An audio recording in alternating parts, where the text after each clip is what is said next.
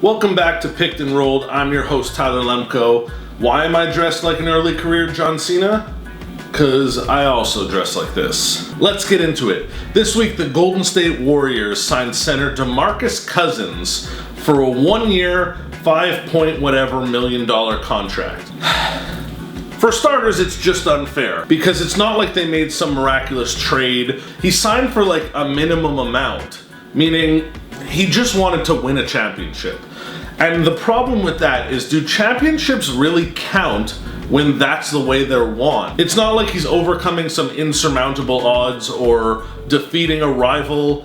They're just gonna win even more. It just solidifies it that much more. Now, in order to really understand the gravity of this situation, we need to go all the way back to the middle of the 2000s when the Boston Celtics were like the first real team to put together a quote-unquote super team, a term that people love to throw around nowadays. So the Boston Celtics, who were a low-level team at the time, made a bunch of crazy offseason moves, pulled off a bunch of crazy trades. They ended up acquiring Ray Allen and Kevin Garnett to team up with their current superstar Paul Pierce, and all of a sudden they had this super team. Frankly, it was a little unfair, but not so much because the way in which the team acquired these superstars was all in fair exchanges. It was realistically just great GM work to assemble such an awesome roster. A handful of years later, LeBron James decides that he's gonna build a team of his own in Miami with the Heat. A lot of people have problems with this move, that he left the Cavs and he just teamed up with superstars, and of course they won championships, but at least they made the team. They didn't join a pre-existing dynasty. They were all on their own teams. Wade was already on the Heat, LeBron in Cleveland, Bosh in Toronto, and they decided, you know what, we're gonna play together, and they assembled this quote-unquote super team.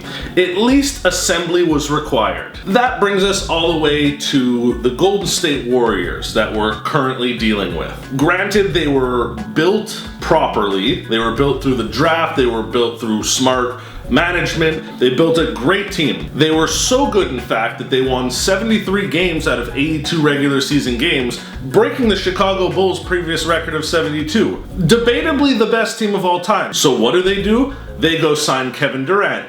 People go nuts over this because here's one of the best players of all time joining maybe the best team of all time. The thing about it is Kevin Durant was still making a boatload of money, as were the three Warriors stars. So there was still some finagling and some juggling and some salary cap maneuvering that needed to be done in order to house this much talent on one roster. Now, this is where the Cousins signing becomes an issue because he's a superstar. He should be making $20 to $40 million a year, and he just signed for $5 million simply because he wants to be on that roster. I get it. From his perspective, why not play with your friends, have a lot of fun, win a championship? It'll be great.